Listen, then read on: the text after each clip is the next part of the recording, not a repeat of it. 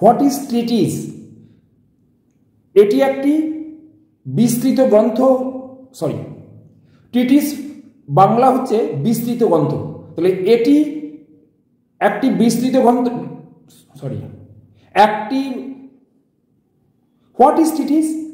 একটি বিস্তৃত গ্রন্থ হলো একটি বিষয়ের উপর তথ্যের একটি ব্যাপক সংকলন বা সারাংশ।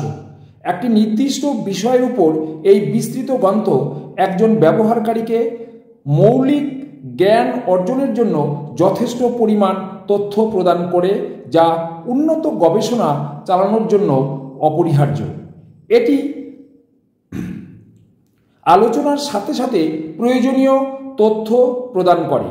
এই তথ্যগুলির মধ্যে রয়েছে শারীরিক ধ্রুবক অর্থাৎ ফিজিক্যাল কনস্ট্যান্ট, যৌগ তৈরির পদ্ধতি এবং যোগের শুদ্ধিকরণ অর্থাৎ পিউরিফিকেশন ইত্যাদি।